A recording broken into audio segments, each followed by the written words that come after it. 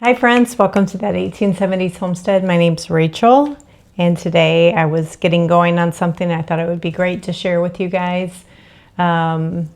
Usually in November I start holiday prepping for things that I may need to make quick work of hosting people or gift giving or all kinds of things, just holiday gatherings, gifts, you name it. I start thinking about those things in my brain, and there's something new in our house this year, and that is that we're trying to stay away from gluten and those good old pie crust and breads and all that stuff. Don't worry, I'll still be making plenty of that, because what would Christmas be without a good old cinnamon roll or a sugar cookie? So I will not deprive myself, but it's going to be far less than we normally do. And one of the things is we do a lot of pies during the holidays. Maybe you do too. And I want to be able to do a gluten-free pie crust, but not your standard gluten-free pie crust. So we are making like one just primarily made with nuts. So what I've got in this bowl is 1 1/4 cups of really finely ground pecans and 1 1/4 cups of finely ground, and those were measurements using my chopper to grind them, excuse me. So let's see what it's equating to now. It's right at just under 2 cups, so it's about 1 3/4 cups of, after processing those down. So pecans and walnuts, if I didn't mention that. You could use whatever nuts that you have in your house. I think I only have enough walnuts to do one more batch, and then I'm probably going to switch to almond meal that I already have. But I want to make up like 4 of those and put them in the freezer. So I want to show you guys that process, what I'm going to be doing. So we've got our nuts ground. I'll show you what I did with that when I get started on the next round. But then I need to melt 4 tablespoons of butter. So I'm going to put that in the microwave, get that melted, and then just brown sugar and salt is all that's needed. I hope you guys have recovered or are recovering from Election Day feelings and overwhelming information. And I think after this is day 2 after the election, I needed to get busy doing something else. I need to get my mind off of it. So let's get that melted, and I'll be back and we'll mix it up, and I'll show you how I'm preparing it for the freezer. Butter is melted-ish enough. So we're going to pour that in. And then I'm going to go in with the same 4 tablespoons of brown sugar. And it's time for me to do a big batch of brown sugar making. If you are new to scratch-made cooking or really homemade cooking, you can make your own brown sugar at home. If you keep on hand, say, a big jug of molasses, and you just want to buy white sugar, because brown sugar can be expensive, number one, and hard to find in good organic sources. So just keep yourself some good molasses on hand and your sugar, and then you can make yourself your own brown sugar. It's super, super easy. And I actually find my homemade brown sugar doesn't get that rock hard like store-bought sugar would. I don't know why and what it is about it, but I never have issues with it getting like those solid bricks. And then salt, right? So I think it's just 1 teaspoon of salt. And that's it. And if you wanted to bake this, say I was using it today, you just form it. It's not going to be like something that you would roll out. You would just press it, kind of like you do when you make like a cookie crumb pressed pie crust. And you press that and form it up the sides of the pan. Oh, it smells so good. Now, at this time, I could add cinnamon I could add almond extract. I could add vanilla extract. I'm choosing not to do any of those things because I don't know exactly what all my pie crusts are going to be used for. I know it will be for pumpkin pie, and it will be for cheesecake. But this would be great for like an apple pie, any kind of, say you make like a peanut butter chocolate mousse pie for your holiday traditions. This would be great for that. Now, I started to say how to do it. So fill in your pie pan, and I'm going to label my jars while I'm or my bags while I'm talking. And fill in your pie pan, press it down firmly, and then preheat your oven to 350 and bake it for 10 minutes.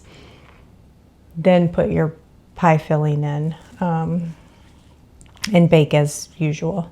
So pecan, walnut, I think anyway, I'm going to link to the description. That's my my inspiration. Pecan walnut pie crust. So I just have some freezer bags. Bring you guys down. And I just labeled one of them. And I'm going to just be putting that pie crust mix in it. And then we'll press out the air, and then I'm going to store these in my freezer. Okay. Get the bowl out of the way.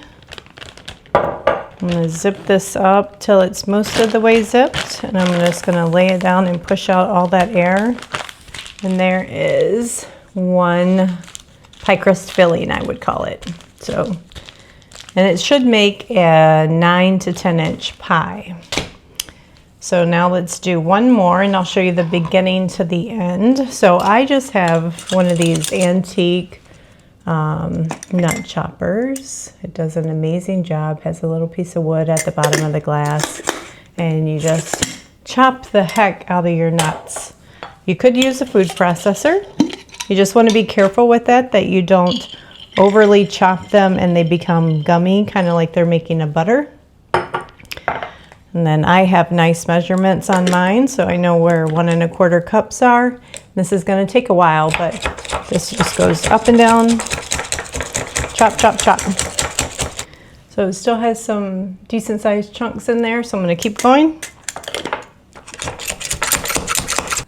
Little chunky, but for the most part, it's all really, really well ground. That's kind of the texture that you're going for, that really fine crumb. And then I'm going to do the same with my pecans. And then I'm going to go ahead and do the rest of this process because you just saw it. But then I'm going to come back and do one with pecans and almond flour and show you guys just kind of a little bit of the texture difference on what that looks like. And then we're doing brownie mix in a jar. I believe I haven't done that one yet. Before I said that, I should have checked. So I have a lot of in our, I'm not sure what playlist it's in, but a lot of like mason jar mixes that you can have prepped on your shelf.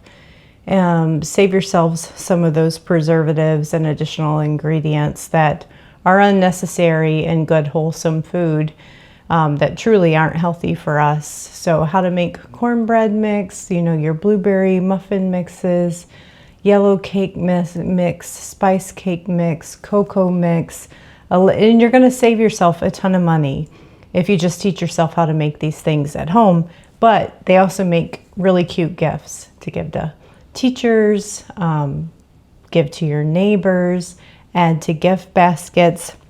And I believe a couple years ago when I did all those, I said I was going to do brownie mix, and I never, actually I did it, but I don't think I ever did a video on it. So brownies is another one that I just love having.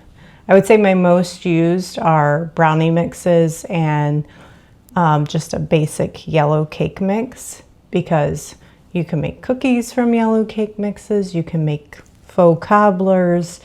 You can make cake, of course, and you can turn yellow cake mixes into other flavors. So that's why I like having that on hand. It's just really, really versatile. But I was going to look that up. Did I ever do a brownie mix? Let's see. I go to my own playlist a lot to remind myself of a recipe, to see if I've done a video on it, or to even get inspiration for, have I ever cooked this before? If so, like I just did white chicken chili, and I realized I have like 3 different or 4 different videos on white chicken chili. And I was like, which one was my favorite? Whichever one I made was not my favorite, but it was still good. Oh my God, my measuring cup's still in here. So we are gonna just add, this is labeled as almond flour, but it's basically almonds ground. And I'm gonna go in, whoops, with only 3/4 of a cup so of almond flour, and then our teaspoon of salt. And I didn't even have a full 4 tablespoons of brown sugar prepped for the last pie crust, so I did 2 tablespoons of maple syrup. So I'm just going to go in with like 4 tablespoons of maple syrup in this one. Add in our 4 tablespoons of butter, and I'll just label this one pecan almond, and it will have a nice, really nice maple undertone. So maybe I'll make a little note on my bag that it has maple in it too. Yeah, looks a little bit more nut doughy. Okay. And then one more, right? One more to go. And I checked and we had not made a brownie mix yet. So we're going to do that together today. But we have to go down to the basement and refill my flour canister. So I'll take you guys with me for that, so you see how I store my bulk goods.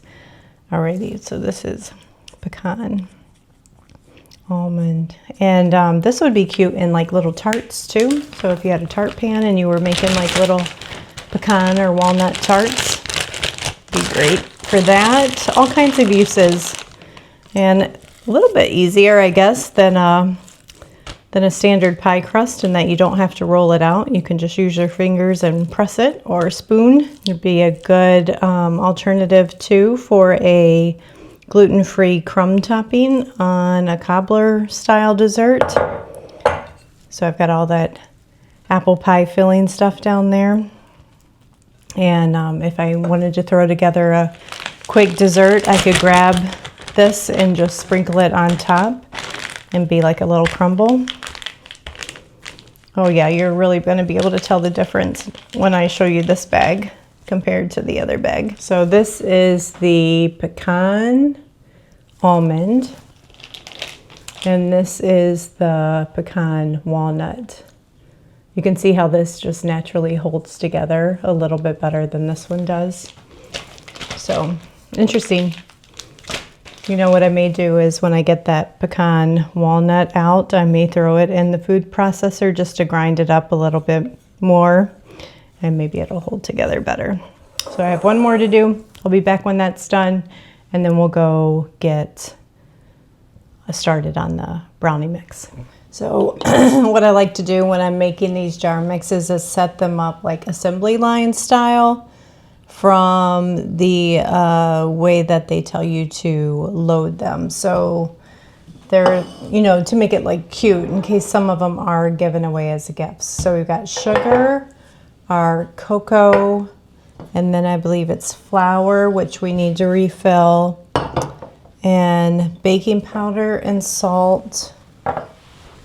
And then our chocolate chips go on top. All right, so the noise running is the dehumidifier. I'm gonna throw my pie crust in the freezer. And then this is my bulk storage. So, and you guys will be so impressed because I'm actually wearing an apron today. I never wear an apron, but I've got all black on, and I knew I was doing this flour maneuver, which I always get dirty with. So I think I have 2 buckets of flour. We have 1, 2, 3, 4 buckets of wheat berries. 1, 2, 3 buckets of sugar, a bucket of oats, a bucket of rice, salt, beans, and then honey is the other thing we keep in bulk. So they're just buckets from Tractor Trailer Supply, which are food grade, and then Gamma lids. And if I am not planning on going through, say, 2 buckets of flour at a time, I'll store excess flour in the freezer. But holiday season or farm stand season, when I'm doing lots of baking, I go through flour fast. Alrighty, so then I always just keep, you'll see, like funnels and jars down here for scooping and reloading. Another great Christmas idea, guys, if you've got little ones in the family, nieces, nephews, grandkids, or neighborhood little ones, is with like flour is what prompted my idea. I've done a video on it, but not for the purposes of Christmas. But make yourself some good toxic-free Play-Doh sets. And you just fill up like cute little 4-ounce mason jars with the different colors. And you could package them up in a little gift bag or cellophane wrapping. It lasts so well. My last batch I made last September, and it's as if it was made yesterday. It's still super fresh. I don't know what it is about the recipe. Probably the amount of salt that's in it acts as a fantastic preservative. And my grandkids play with it just about every time they're over. I always have to hold the bucket between my legs or between my feet to put the lid on tight so I can spin it tight while I'm holding it with my toes. All right, so we're filled back up. Now we can head upstairs and make it. I need to grab some jars while I'm down here too. Okay, I think we're ready. So I've got everything. I ended up having to go down and grab another cocoa out of the pantry back up because I don't think I'm gonna have enough I wanna make 4 jars. I personally would prefer to use wide mouth jars. It's easier for dumping, stacking nicely, but you can totally use regular mouth jars. So we're gonna go in with 1 2/3 cup of sugar in each one. And I'm gonna do that in each one, so that is 1/4. And then we'll move on to the next. That's the way I like to do it. Just get them all prepped and ready. Just make sure you have enough ingredients on hand so you don't get halfway through and you mix something and you don't have enough to finish. Or just, you're gonna have to run to the grocery store or something like that. So if you guys like to make jar mixes to stock your pantry, and you don't have to do them in jars, that's another thing. You could totally put it in a Ziploc bag if you're short on space, because Ziploc bags can stack real nicely. You know, say you have a bin system in your pantry. That would be actually really nice. Use a lot of Ziploc baggies, so I try to be reusable as much as I can where I can. And those reusable ones are quite expensive to buy, so I even wash my Ziploc bags if they're not tore up. Okay, let me bring you guys down here. Hopefully you guys can see nicely. So yeah. So something I like to do when I'm making jar mixes is just give them a little shake, make sure that they're even. Sometimes, let me grab a hot pad. You can just give them a nice tap, make sure everything's packed down nice and tight. Because some of these jar mixes, you'll be wondering, how do all those ingredients fit in a jar? And I think I'm having the feeling that this one's going to be pretty darn full. Okay, So sugar is done. We'll move on to our cocoa, and I believe it's 3/4 of a cup of cocoa, and I'm following a Nestle Toll House recipe. Yep, 3/4 of a cup.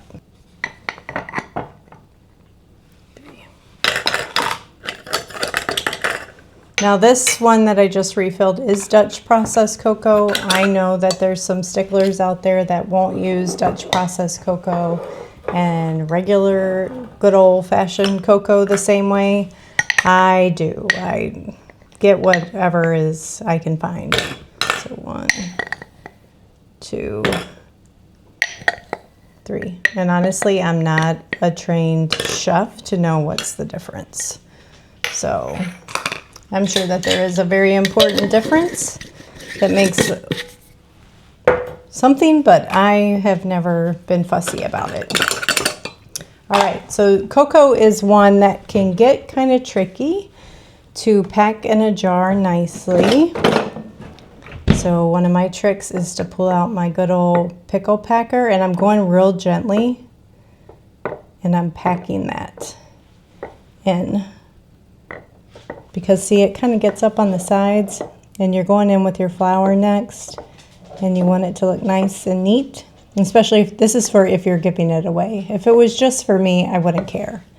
But if you're planning on doing this as a gift, you want it to have the nicest presentation. Okay, now I'm going in with 1 1/3 cups of all-purpose flour. All right.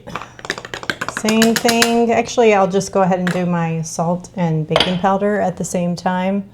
Since those are both white, they'll stack nicely together. And for the salt, we need half a teaspoon, 1/4 of a teaspoon of salt, and then half a teaspoon of baking powder. And every time I use this measuring spoon on a video, it came from Walmart many years ago. Todd, it was a stocking stuffer from Todd, and it's my favorite. I love it because you basically need one utensil for all the measurements. And I absolutely love it. All right, so now we're gonna similarly pack these. Give them a little shake. Aren't they looking cute though?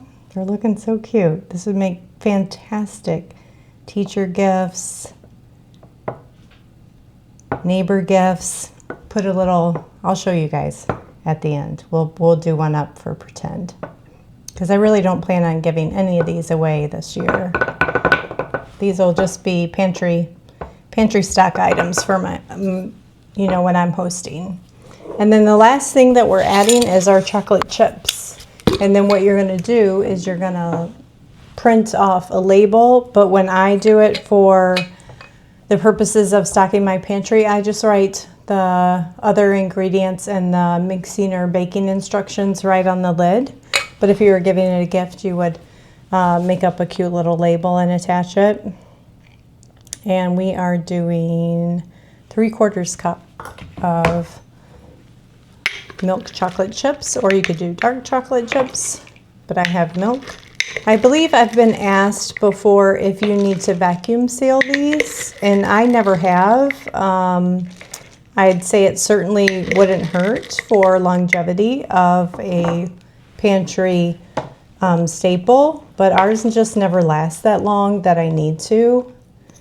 But if for some reason you think you're not going to be using it, I'd say within the year, vacuum sealing is probably good.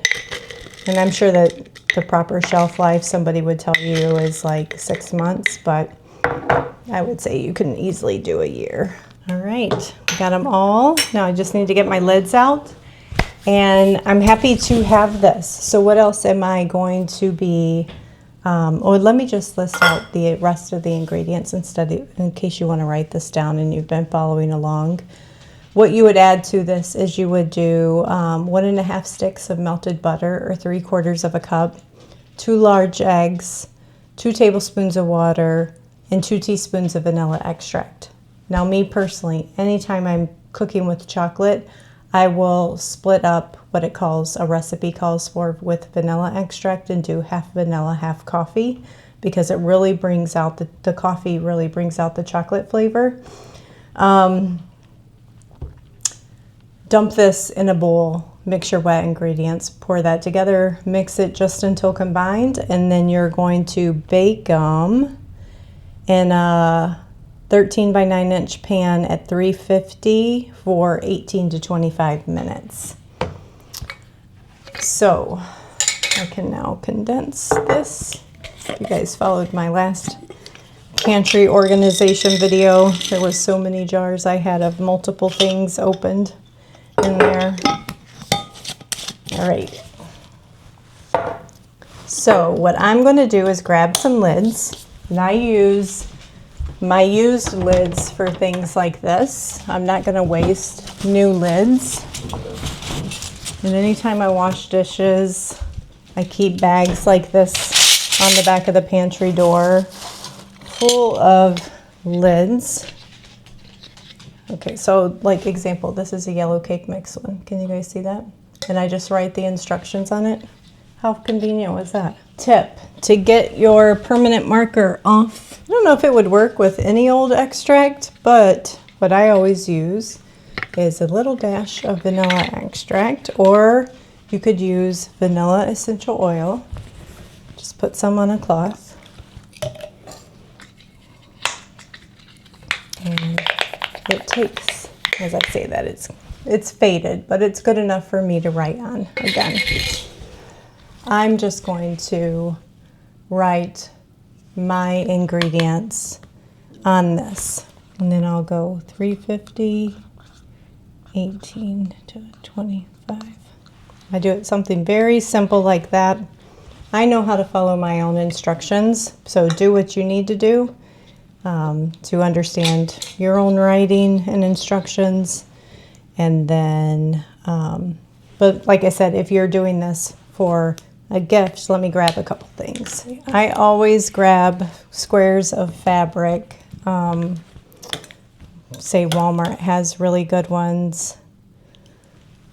And keep them on hand just for things like this. Cut you out a cute little square. We're gonna put that on first with our lid already on. And I hold my fabric with my fingers so it doesn't twist on me when I'm putting the ring of the jar on, and then pull out your corners. Anyway, I'm just doing this fast for the idea. But how cute is that? Little jar mix, and then you could just hang a little tag with the ingredients on it, and all kinds of fun ways. When I did my cornbread mix, I served it or gifted it with a jar of my chili sauce, you know, for making like a pot of chili, and just some fun way to give some good pantry staples. But aren't they beautiful? So I'm going to finish up, and I just want to say happy moving on to the holiday season.